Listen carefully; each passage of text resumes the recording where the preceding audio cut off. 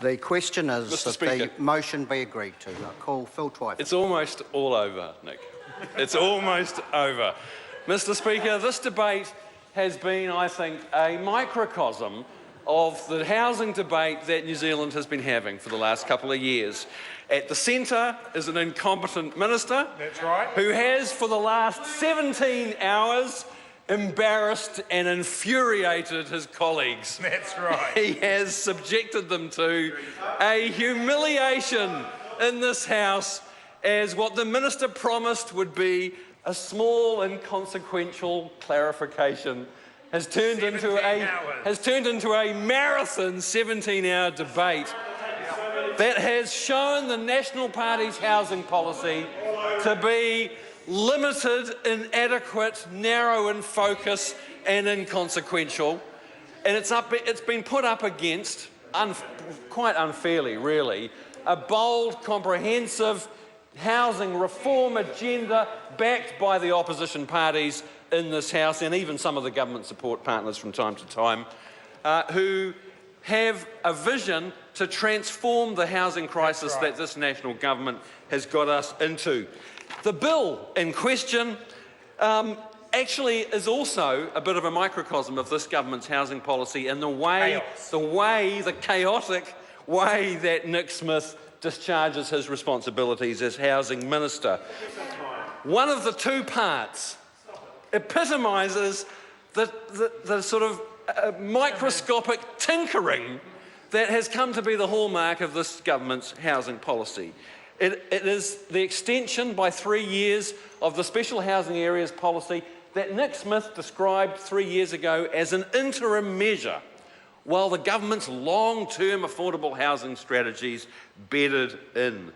Well, we've spent much of the last 17 hours, sir, debating the extension of this so-called interim measure, the special housing areas, which have demonstrably had marginal positive effect in the last 3 years. That's right. In our country's biggest city, where the 42,000 shortfall of dwellings that has accumulated under this national government is getting worse by 4,000 every year.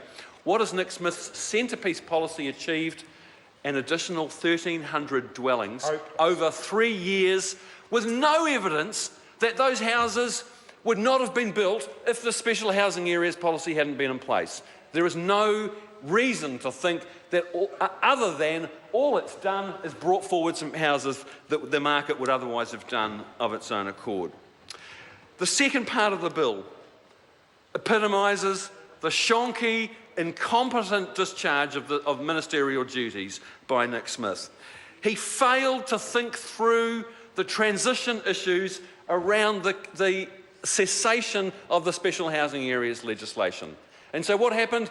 8 developers in Auckland faced the prospect of being left flapping in the breeze when the special housing areas legislation came to an end. So we've had to pass this bill in order to allow those developments to carry on. We don't mind doing that. We think it's a rather fruitless thing to do. We don't think the special housing areas are having much effect. But actually, when you stack them up against all of this government's other housing policies, they're probably the best the government's got.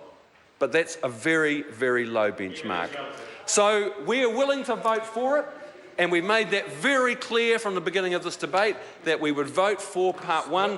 We did vote for Part 1 in the committee stages, and we asked repeatedly that the bill be split in 2, so that the second part, which we think is completely untenable, to be confiscating people's property rights under the Public Works Act.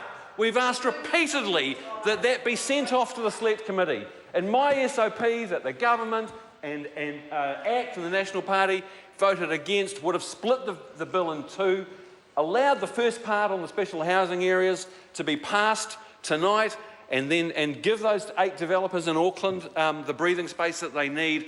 But we would have sent off the National Party and ACT's confiscation of private property rights. We would have sent that off to Select Committee.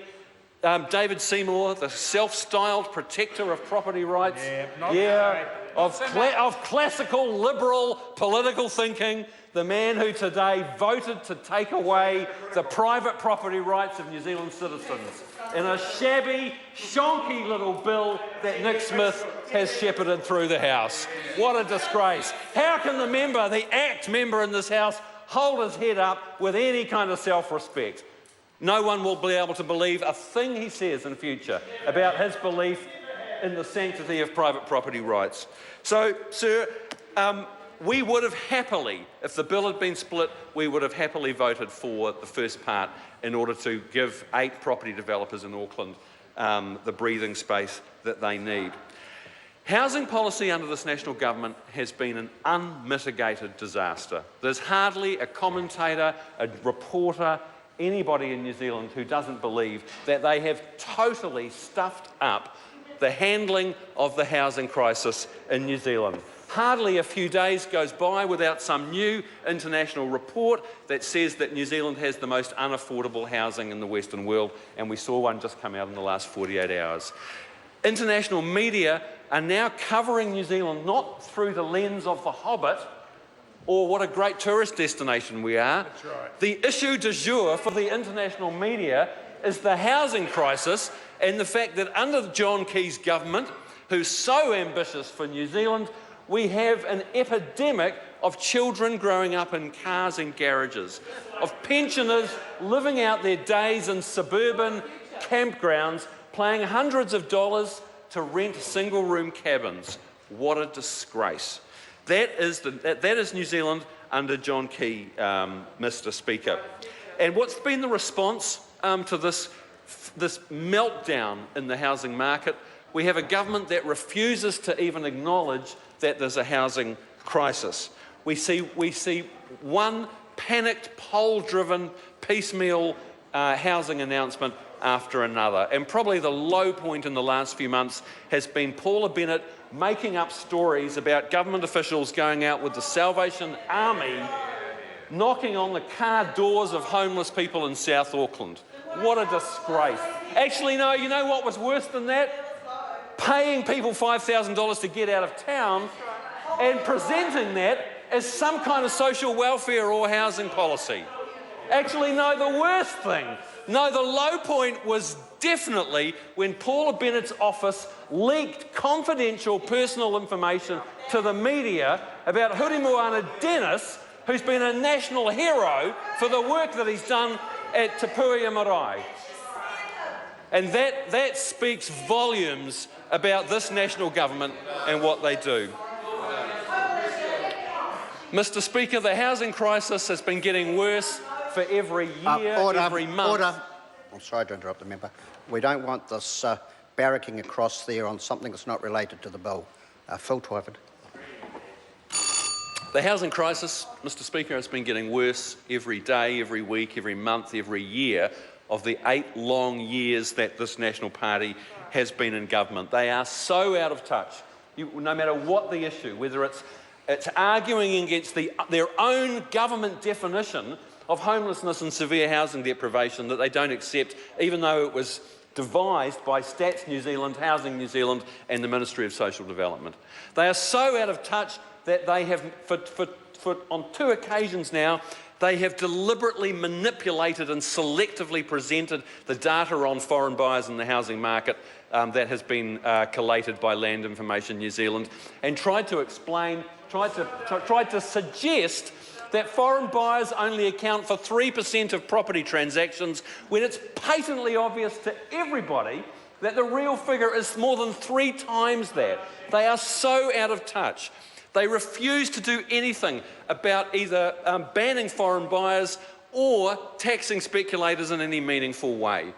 They cling to this outdated mantra that the housing crisis is only a supply issue. They talk supply, supply, supply. And what do? They make the special housing areas their flagship policy. It's been a spectacular failure, sir. The shortage of dwellings in Auckland is getting worse by the day. The government has no answers. They are so out of touch, it doesn't bear thinking about. And sir, the only prospect for fixing this housing crisis, restoring affordable home ownership and decent housing for the people of New Zealand, is to change the government in 2017. That's right. And that's the policies that we have presented to the House this afternoon. Those are the housing policies that we will take in to the next election. Under our government, sir, they will be the biggest overhaul of housing this country's seen in 80 years. Mr. Speaker. Cool.